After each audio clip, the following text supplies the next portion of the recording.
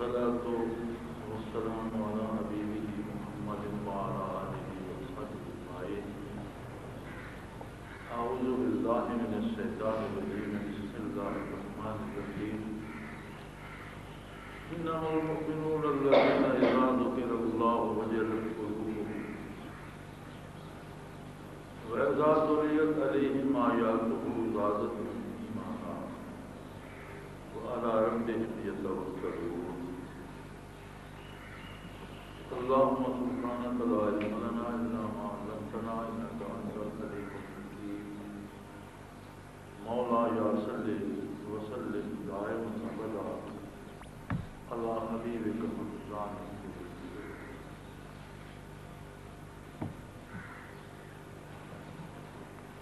سورہ انفال میں نام بارے میں ارشاد باری تعالیٰ ہے، اس میں ایمان والے بندوں کی خصوصیات ارشاد فرماتا ہے کہ یقیناً مومن تو وہ ہیں جب ان کے سامنے اللہ کا ذکر کیا جائے وجلت قلوبہم، تو ان کے دل سرشار ہو جائے، عظمت الہی سے لبریز ہو جائے، قرب الہی کی ایک کیفیت کو محسوس کرتے ہیں، اللہ کی عظمت اور بندے کی بے چارگی واضح ہو جائے۔ اذا ذکر اللہ، جب ان کے سامنے اللہ کا ذکر کیا جائے، وجلت قلوبہم، تو ان کے دلوں پر ایک خاص کیف وارد ہوگی۔ وَإِذَا تُلِيَتْ عَلَيْهِمْ آيَاتُهُ، اور جب اس کی آیات ان پر تلاوت کی جائیں، زادتہم ایمانا، تو ان کے ایمان و یقین میں زیادتی اور بڑھوتری ہوتی ہے۔ وَعَلَىٰ رَبِّهِمْ يَتَوَكَّلُونَ، اور ایمان کی پختگی اور ایمان کی زیادتی کا نتیجہ یہ ہوتا ہے کہ وہ دنیا و آخرت کے ہر کام میں اپنے رب پر بھروسہ کرنے لگے۔ یہ بہت مشکل کام جو ہے انسانی زندگی میں، سب سے مشکل کام یہی ہے کہ کسی کو رب پر بھروسہ آ جائے۔ یہ سب سے مشکل کام ہے۔ کہنے کو بہت آسان ہے، ہر آدمی کہہ سکتا ہے بولے رب پر بھروسہ کس کو نہیں، لیکن واقعہ کا یہ بہت مشکل ہے۔ میرا ذاتی تجربہ یہ ہے کہ اکثر لوگ اپنی پریشانیاں، اپنی مصیبتیں لے کر آتے ہیں اور چاہتے ہیں کہ ان کی سفارش کی جائے، کسی سے کہا جائے ان کی سے جان چھوٹ جائے۔ اگر تم کسی بندے سے کہہ دو، اگر انہیں کوئی چٹھی کسی بندے کی طرف بنا کر دے دو، کسی بندے کو فون پہ کہہ دو، تو ان کا کام نہ بھی ہو وہ خوش ہو جاتے ہیں، وہ کہتے ہیں انہوں نے ہماری مدد کی۔ لیکن اسی بندے کو اگر یہ کہہ دیا جائے کہ میں آپ کے لیے اللہ سے دعا کروں گا، وہ ناراض ہو، اور کہتا یہ ہے کہ یہ کام نہ کرنے کا بہانہ ہے۔ کہنے کو تو یہ صدر صاحب سے کہہ سکتے تھے، وزیر اعظم سے کہہ سکتے تھے، فلاں سے کہہ سکتے تھے، فلاں جج سے کہہ سکتے تھے، فلاں افسر سے کہہ، اس سے نہیں کا کہتے ہیں تمہارے لیے دعا کروں گا، بولا کیا ہوگا، اللہ کیا کرے گا۔ وہ جو بھروسہ ہے وہ اللہ پر نہیں ہے، اور واقعی بندے ناراض روٹ جاتے ہیں، شکایت کرتے ہیں کہ ہماری مدد نہیں کی، ہمارے لیے کچھ نہیں۔ ہم اپنے امور میں، ذاتی امور میں ہم دیکھیں، چھوٹے چھوٹے چھوٹے مفادات کے لیے ہم اللہ کی نافرمانی کرتے ہیں اور اللہ کے سوا دوسروں کو راضی کرتے ہیں. ایک عام آدمی کو راضی کرنے کے لیے ہم اللہ کی نافرمانی کر دیتے ہیں. کیوں کرتے ہیں کہ اس سے فائدہ ہوگا؟ تو کیا اللہ کی رضا سے فائدہ نہیں ہوگا؟ یہ بھروسہ نہیں. اور یہی بات اس آیہ کریمہ میں ارشاد فرمائی گئی کہ اس کی بنیاد ہے ذکر الہی. جتنا بھی آپ اللہ کا ذکر کریں گے، جتنا بھی آپ اللہ کا ذکر سنیں گے، یہ قلب کو نرم کرتا جائے گا، اس کی سختی اور کدورت دور کرتا جائے گا، اسے دھوتا اور صاف کرتا جائے گا. بلکہ ہر عبادت میں خلوص شرط ہے، اور بغیر خلوص کے کوئی عبادت نہیں ہے. وہ روزہ ہو، نماز ہو، حج ہو، فرائض ہو، نوافل واجبات ہو، خلوص شرط ہے. لیکن بزرگان دین فرماتے تھے کہ ذکر الہی میں اگر خلوص نہ بھی ہو، ویسے ہی کوئی اللہ کرنا شروع کر دے تو کرتے رہنے سے خلوص بھی پیدا ہو جاتا ہے. یہ واحد طریقہ ہے کہ کرتے رہو تو اس کی خاصیت یہ ہے کہ یہ خلوص بھی پیدا کر دیتے ہیں. مولانا تھانوی رحمۃ اللہ تعالیٰ نے اس کی ایک مثال بھی دی ہے.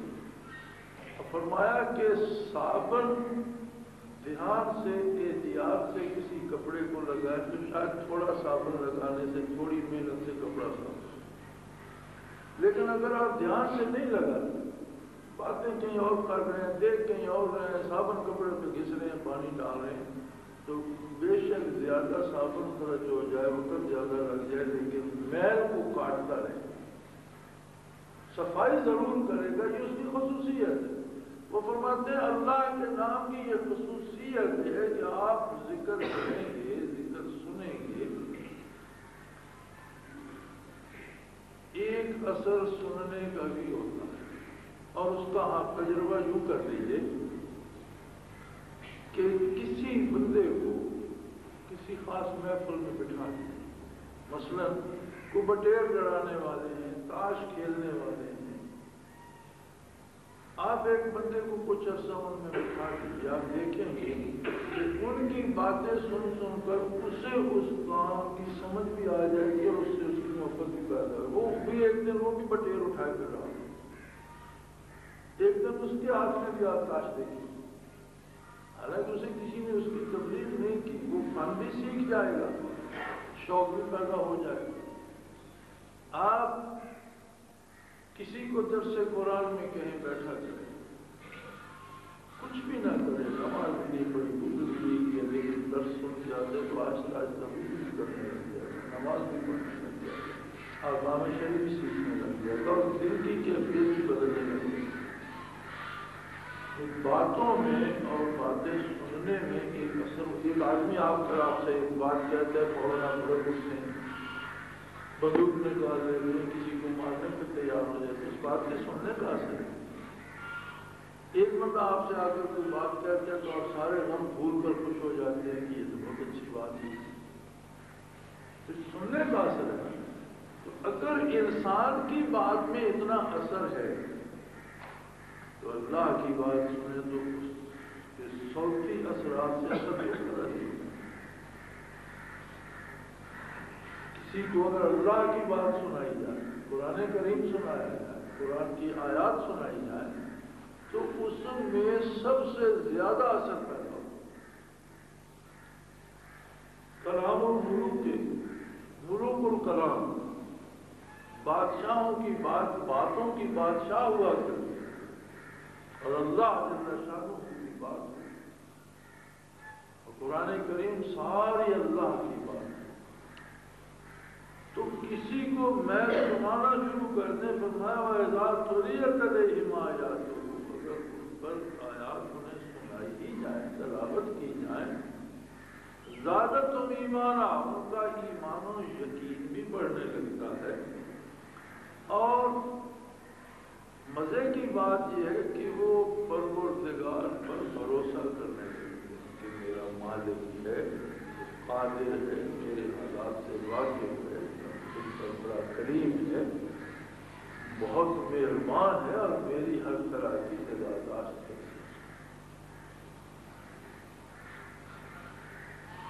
اس پر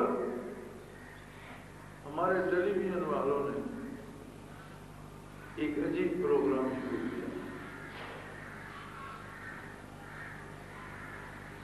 جس کا تعلق ایمان و یقین کے علاوہ انسان کے وجود سے ہے، فزیکل سٹرکچر سے۔ ایمان و یقین ایک کیف ہے، اگر کیفیات میں تبدیلی لائی جا سکتی ہے، کیفیات تو بہت حساس، سینسٹیو، نازک، نظر نہ آنے والی، بیان نہ ہو سکنے والی چیز ہوتی ہے۔ کیفیت محسوس کی جا سکتی ہے، کسی واضح نے الفاظ وضع نہیں کیے کہ ان میں کیفیت کیا ہے۔ مثلا ایک آدمی کو بھوک لگی، آپ لاکھ تشریحات لکھتے رہے اور پڑھنے والا ہزاروں کتابیں پڑھ جائے، جب تک خود اسے بھوکا نہیں رکھو اسے بھوک کی کیفیت کو نہیں۔ آپ خوشی کو، غم کو، غصے کو، یہ کیفیات ہیں۔ اب لکھنا شروع کر دیں، کتابوں بھر دیں، لکھ دیں، لیکن جسے غصہ آئے گا اسے پتہ چلے گا کہ غصے میں کیا ہوتا ہے، جسے دکھ آئے گا اسے پتہ چلے گا کہ دکھ کیا ہوتا ہے۔ اسی طرح ایمان بھی ایک کیفیت ہے۔ اب اگر قرآن کی آیات پڑھی جائیں اور ایمان میں جو خامیاں، جو کمیاں، جو بیماریاں ہیں وہ دور ہونے لگتی ہیں، تو اگر قرآن کی آیات کسی کو سنائی جائے تو اس کا جو مادی وجود ہے، اس میں جو ٹوٹ پھوٹ ہے، اس میں جو خامیاں ہیں، اس میں جو کمیاں ہیں، وہ کیوں ٹھیک نہیں ہوگی؟ تو یہ ایک پروگرام گزشتہ سال بھر سے غالباً چل رہا ہے اور ٹی وی کی بدولت پوری دنیا میں بھی گیا ہے۔ مادی صحت کے اعتبار سے، جسمانی صحت کے اعتبار سے کسی بھی بیمار کو قرآن حکیم سنایا گیا ہے۔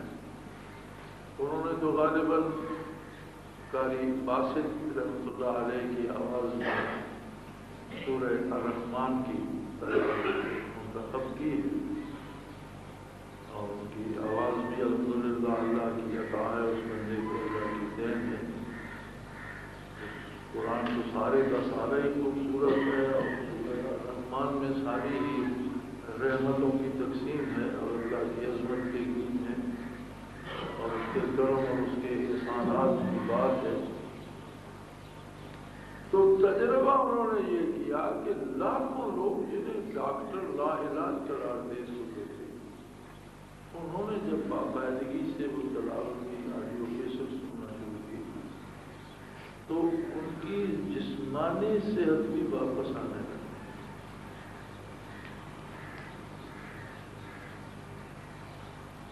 میں یہ سمجھتا ہوں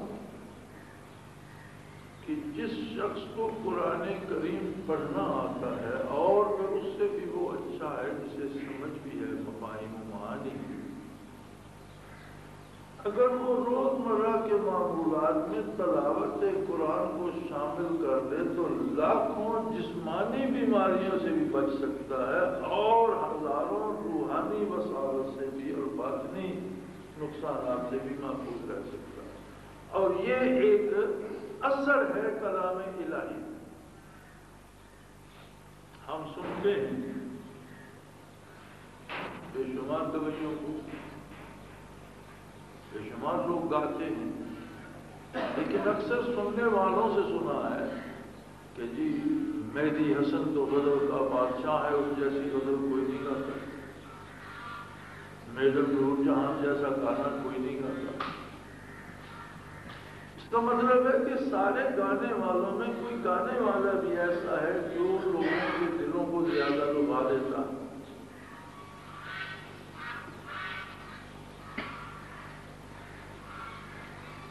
اگر الفاظ کسی اور کے ہیں، شعر کسی اور کے ہیں، محض گائے کسی نے ہیں اور اس کے گانے کی آواز سے ان میں ایک اثر اور شعر پیدا ہو کر لوگ اس کے دیوانے ہو گئے ہیں، تو کلام اللہ کا اسے سنا جائے یا پڑھا جائے تو اس سے اثر کیوں نہ ہوتا یقیناً ہے۔ ہماری غفلت یہ ہے کہ ہم اس طرف متوجہ نہیں ہوتے، ادھر ادھر بھٹکتے، ہاتھ کو مارتے رہتے ہیں۔ ہر بات سے جو بات میں کرتا ہوں آپ کرتے ہیں، کوئی کرتا ہے، ہر بات سے کچھ اثرات مرتب ہوتے ہیں، ایک لہر سی نکلتی ہے، ایک ریڈیشن ہوتی ہے۔ جس طرح آپ پانی میں کنکر پھینکتے ہیں تو ہر کنکر اپنا دائرہ، اپنی لہریں بناتا ہے، اسی طرح ہر بات فضا میں، ہر عمل جو ہم کرتے ہیں وہ عمل بھی ماحول میں ایک ارتعاش پیدا کرتا ہے۔ جب اعمال میں گمراہی زیادہ ہو جاتی ہے، گناہ بڑھ جاتے ہیں، تو وہی ارتعاش جو ہے وہ بڑھ کر زلزلے بن جاتے ہیں، آتش فشاں پھٹنے لگتے ہیں۔ اللہ کریم فرماتے ہیں ظہر الفساد فی البر والبحر بما کسبت ایدی الناس، جو کام لوگوں نے کیے، جو کرتوت تھے لوگوں کے، ان کی وجہ سے خشکی پر بھی اور سمندروں میں بھی فساد پیدا ہو۔ انسانی بات یا انسانی کردار کا اتنا اثر ہے، اور اگر کوئی بھلی بات کرتا ہے، اچھی بات کرتا ہے، اچھا کام کرتا ہے، تو اس کا بھی اپنا ایک اثر پورے ماحول پہ، روئے زمین پہ نہیں، پوری فضا پہ، پورے جہان کو متاثر کرتا ہے۔ اور ایک وقت ہوتا ہے کہ وہ تباہی کا جو ارتعاش اور دائرہ چل رہا ہے، دوسری طرف سے سلامتی کا چل رہا ہے، تو قدرت باری جب تک جہان کو قائم رکھنا چاہتی ہے، اس میں بیلنس رکھتی ہے۔ جہاں بدکار ہوتے ہیں وہاں نیک بھی پیدا فرما دیتے ہیں، اچھے لوگ بھی بھیج دیتے ہیں۔ برائی بڑھتی ہے تو بہت بڑا اہل اللہ پیدا فرما دیتے ہیں، جو لوگوں کو اللہ کی یاد میں لگا دیتے ہیں، قلوب کو منور کر دیتا ہے، کردار کی اصلاح ہو جاتی ہے، تو ایک بیلنس چلتا رہتا ہے۔ لیکن جب یہ بیلنس ٹوٹلی ڈسٹرب ہوگا تو کسی نے عرض کیا یا رسول اللہ صلی اللہ علیہ وسلم قیامت کب آئے گا؟ آپ نے فرمایا حتی لا یقال اللہ اللہ، کہ جب کوئی بھی اللہ اللہ کہنے والا نہ رہا اور صرف بری باتیں اور برا کام کرنے والے رہ گئے، تو زمین، آسمان، سورج، چاند، ہر چیز پھٹ کر تباہ ہو جائے گی۔ اور قیامت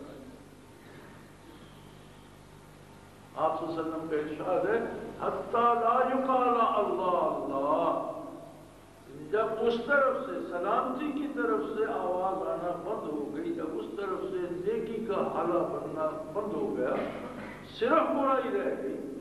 حدیث شریف میں آتا ہے ایک ہوا چلے گی ایسی کہ جس میں جتنا ایمان ہوگا وہ اتنا جلدی دنیا سے رخصت ہو جائے گا، حتیٰ کہ ایک وقت آئے گا کہ کوئی ایمان والا شخص باقی نہیں رہے گا، جو باقی رہیں گے ان کے کردار کی وجہ سے قیامت کی تباہی آئے گی۔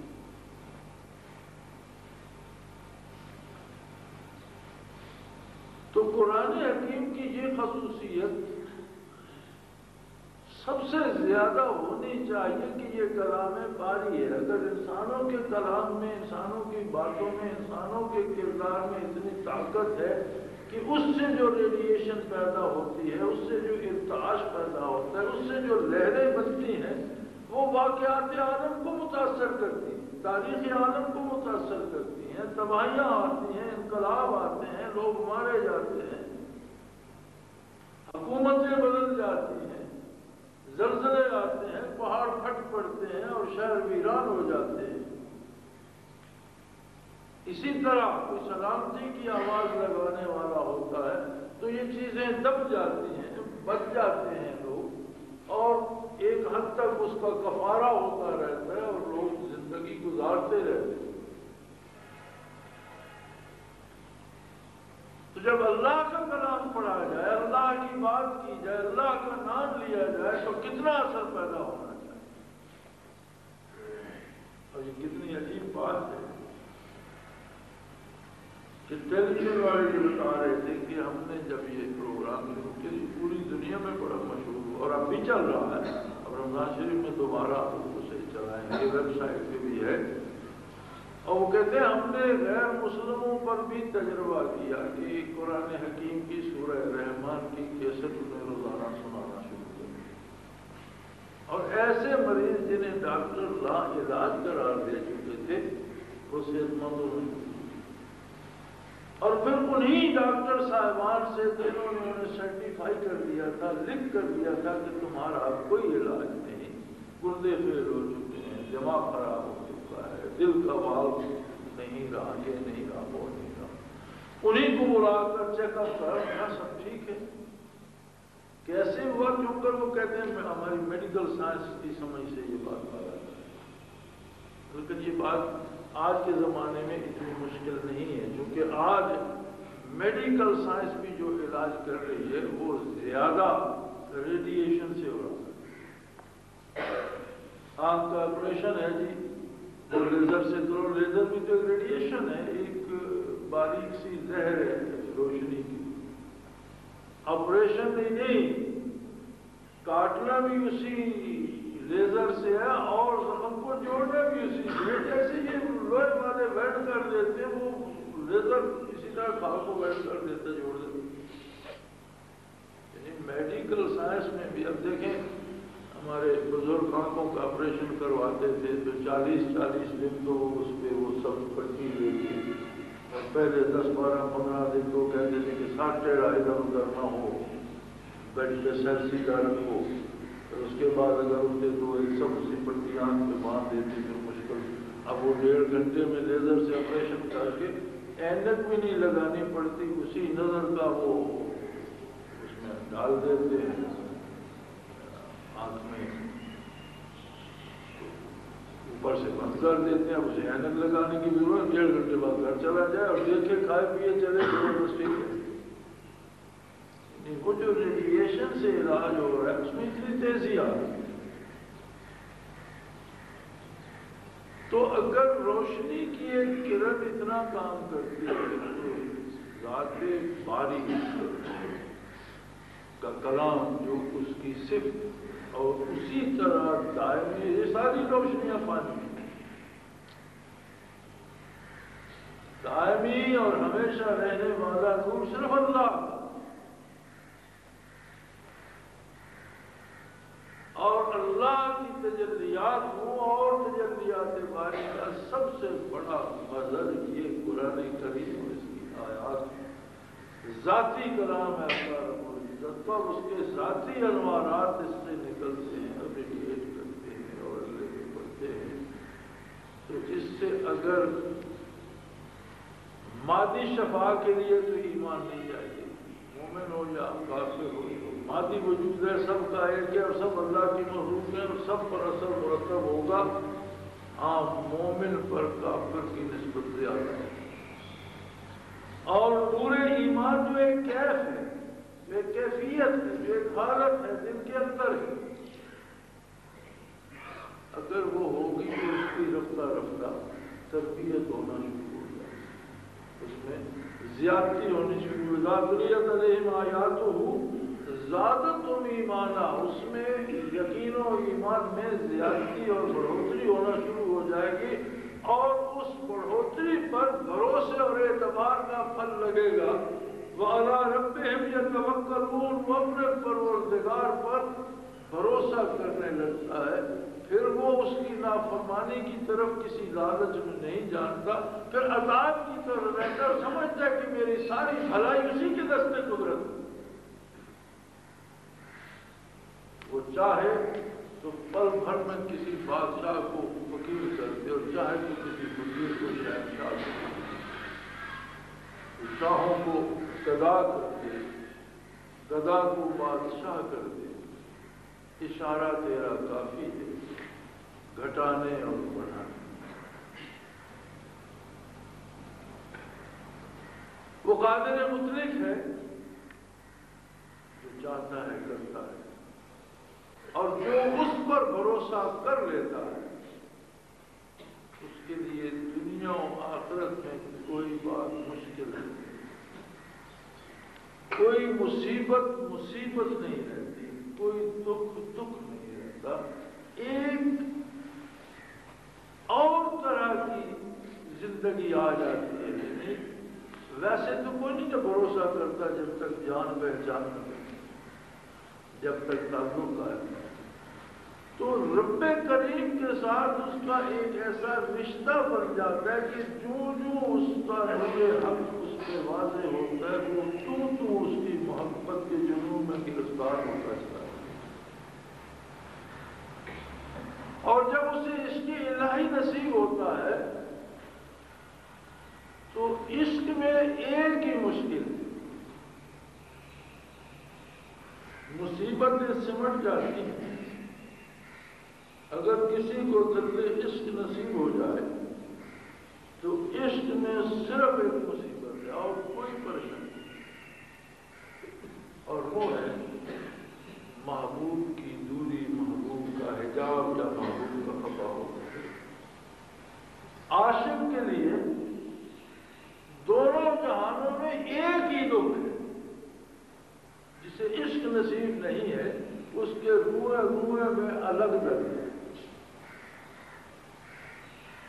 اس کے جسم کے ہر حصے میں ایک الگ بیماری ہے، اس کے کاموں میں ہر کام میں ایک الگ تکلیف ہے، اس کی پریشانیاں آپ گن نہیں سکتے، لیکن جسے درد عشق نصیب ہو جائے اس کی باقی پریشانیاں ساری ختم ہو جائیں۔ ایک پریشانی رہ جاتی ہے کہ محبوب سے دوری نہ ہو جائے، محبوب خفا نہ ہو جائے، محبوب پردہ نہ کر دے مجھ سے تیرا رسوا ہے۔ تو جب اسے عشق نصیب ہوتا ہے اور وہ ہر بار اپنے محبوب کا کلام دہراتا ہے، اللہ کا کلام پڑھتا ہے، رحمت الہی ہوتی ہے، ذکر الہی اس کے وجود میں رنگ بن جاتا ہے، خون کا ہر قطرہ بھی اللہ اللہ کرتا ہے، ہر گوشت اور ہڈی کا ہر ذرہ اللہ اللہ کرتا ہے، رگ اور پٹھا اللہ اللہ کرتا ہے، اور جمال الہی اس کے دل کی آنکھوں کے سامنے ہمہ وقت پھرتا ہی رہتا ہے، سورج کی طرح چمکتا ہی رہتا ہے۔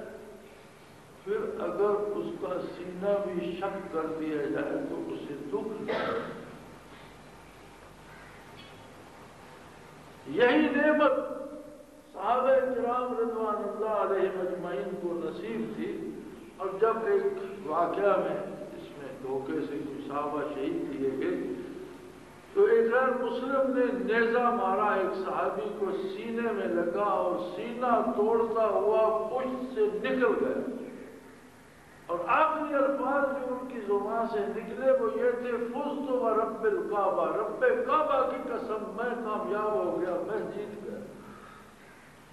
نیزہ مارنے والا مسلمان نہیں تھا لیکن پریشان ہو گیا، چونکہ کعبہ کی عظمت اور رب کعبہ کی عظمت کو اپنے انداز سے وہ اہل مکہ بھی جانتے ہیں، اہل عرب بھی جانتے تھے، اور یہ بھی جانتے تھے کہ کوئی شخص کیسا بھی ہو مرتے وقت جھوٹ نہیں بولتا، اور پھر اللہ کی اور رب کعبہ کی قسم جھوٹی کھائے یہ ممکن ہے۔ اور بات عجیب ہے، یہ کہتے ہیں رب کعبہ کی قسم میں جیت گیا، میں جیت کیسے گیا؟ اس کا سینہ چھوڑ کے پشت بھی شک ہو گئی، مر گیا، ریگستان میں مارا گیا، بیوی کہاں ہوگی، بچے کہاں ہوں گے، والدین کہاں ہوں گے، گھر تو کچھ بھی نہیں بچا، اور یہ صحرا میں مارا گیا، یہ کہتے ہیں اللہ کی قسم میں جیت گیا۔ وہ شخص وہاں سے گھر گیا، مدینہ منورہ کو چلا گیا، واقعہ کی اطلاع اس سے پہلے آ گئی، نبی علیہ السلام کو بہت دکھ ہوا اس واقعہ سے، صحابہ کرام کو بہت غصہ بھی تھا، کسی نے اطلاع دی کہ فلاں شخص تو آ رہا ہے مدینہ منورہ کی، عرض کے لیے رسول اللہ اجازت ہو تو اس کا سر گرم کر دیں، فرمایا نہیں، وہ اگر آ رہا ہے اسے آنے دیا۔ بارگاہ عالی میں حاضر ہوا. آپ صلی اللہ علیہ وآلہ وسلم نے پوچھا کہ تم تو وہ لوگ ہو جنہوں نے دھوکہ کیا اور اتنے اچھے لوگ ساتھ لے گئے ظلم سے کیا لیتے ہیں؟ اس نے کہا حضور ایک بات پوچھنے کے لیے میں نہیں سمجھتا کہ روئے زمین پر کوئی دوسرا شخص اس کا جواب دے سکے. مجھے یہ سمجھ نہیں آئی کہ وہ بندہ میرے ہاتھوں شہید ہوا، اس کا سینہ دوڑتا ہوا نیزہ پشت سے باہر نکل گیا اور آخری الفاظ اس نے یہ کہے فزت برب الکعبہ. آپ صلی اللہ علیہ وسلم نے فرمایا کہ تم تو اللہ سے واقف نہیں.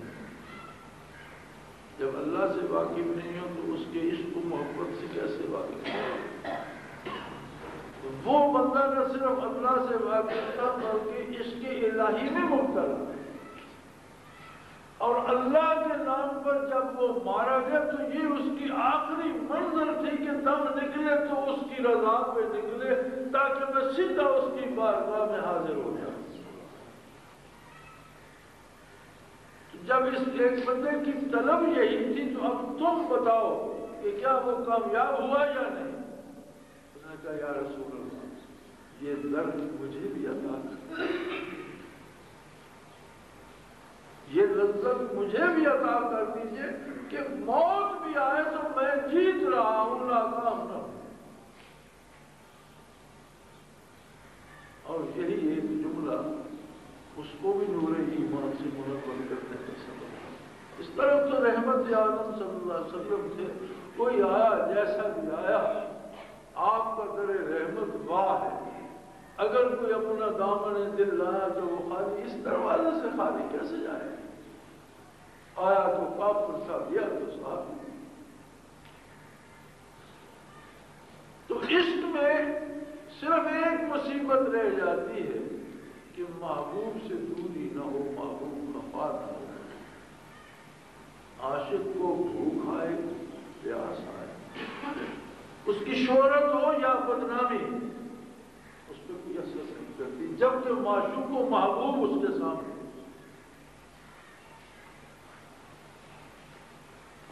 اور اگر عشق ہی نصیب نہ ہو، کسی نے محبت ہی نہ کی، اس درد کو ہی نہ جانتا،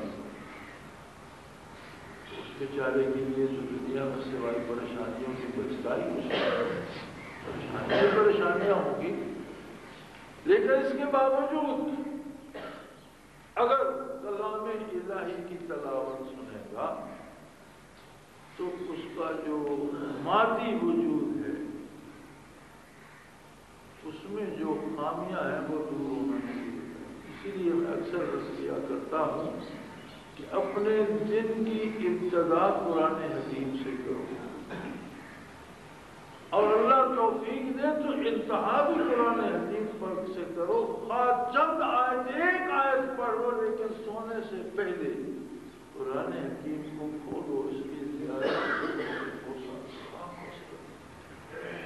ایک آیت پڑھ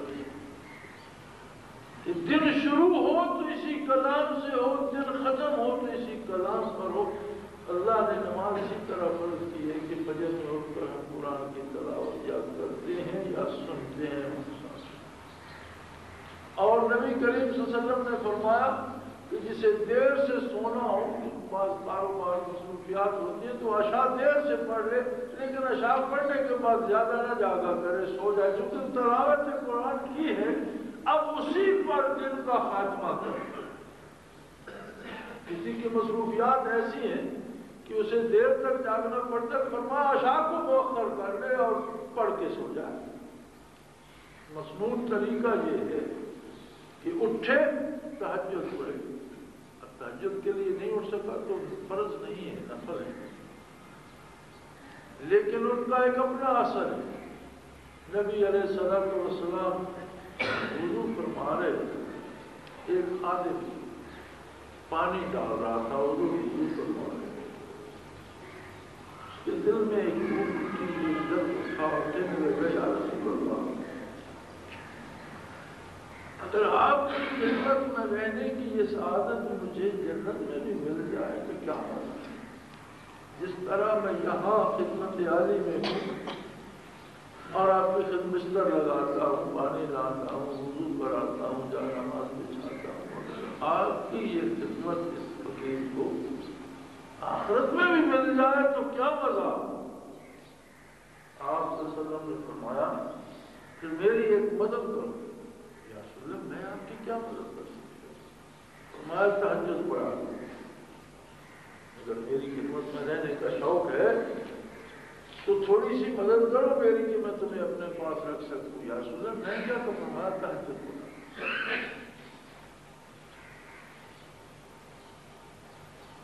اس کے باوجود تہجد نفل ہے، اگر کوئی تہجد نہیں ہو سکتا تو فرض سے بچنے کی جو کوئی سبیل نہیں، بغیر عذر شدید بے ہوش ہے، بیمار ہے، کوئی وجہ ہے، فرض سے تو غفلت نہیں۔ اس کا مطلب ہے دن کی ابتدا جب نماز سے کرتا ہے تو قرآن کریم کی تلاوت کیا کرتا ہے، کیا سنتا ہے۔ درمیان میں پھر ظہر اثر یہ اسی لیے ہے کہ ایک قوت، ایک طاقت اس کی جسمانی صحت کے لیے بھی اور اس کے ایمان کے تحفظ کے لیے بھی اسے ملتی رہے۔ دوا کو کھانے کی بھی آداب اور سلیقے ہوتے ہیں۔ اگر ہم دوا کی پوریاں اس طرح پھینکیں کہ آدھی تو منہ سے باہر گئی، آدھی منہ میں گئی، اور پانی سے لینی ہے، لسی سے لیں، دودھ سے لینی ہے تو پانی سے لیں، تو وہ کیا اثر کرے؟ اب اگر ہم نمازوں میں بھی یہی کریں کہ پورا وضو بھی تسلی سے نہ کریں، رکوع سجود بھی درست نہ کریں، بھاگتے دوڑتے اٹھتے بیٹھتے ایک فٹیگ، ایک بیکار سمجھ کر کریں، تو اس کا تو شاید اتنا فائدہ نہیں ہوگا۔ نہ پڑھنے سے وہ بیکار بھی بہتر ہے کہ شاید اسی بیگار سے اللہ قبول کر دے اور صحیح کرنے کی توفیق عطا کر دے۔ چھوڑنا نہیں چاہیے، نہ پڑھنے سے وہ بیگار بھی بہتر ہے، لیکن اگر بری دل جمی سے ذوق سے پڑھی جائے تو زندگی کے سارے غم گزار بھلا جس کو دن میں 5 مرتبہ اللہ کریم سے ہم کلامی کا شرف حاصل ہو جائے، اگر باقی لوگ کیا کریں اس کے لیے پریشانی کون سی ہے؟ تو میرے بھائی قرآن حکیم کا اپنا ایک اثر ہے بہت مضبوط، باطنی کیفیات کی اصلاح کر سکتا ہے تو ظاہری بدنی کیفیات حالات کی اصلاح کیوں نہیں کرتا؟ مزے کی بات یہ ہے کہ اگر ہم اس ذوق سے قرآن حکیم کو دیکھیں، پڑھیں، سنیں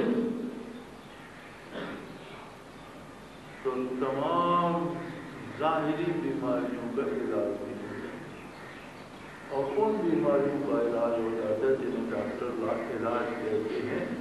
اس طرح کے مریضوں کو میرا یہ مشورہ ہے، اگر پڑھنے کی فرصت نہیں تو قرآن حکیم کی کیسٹ سنیے، قرآن کو سنو۔ اس کا سننے سے جو ریڈیشن ہوتی ہے، آپ کو معنی سمجھ نہیں آتے نہ ہے، لیکن اس کا نور جو اس سے برس رہا ہے ایمان کو بھی سلامتی اور زیادتی دے گا اور مادی وجود کی سلامتی کا سبب بھی بنے گا انشاءاللہ۔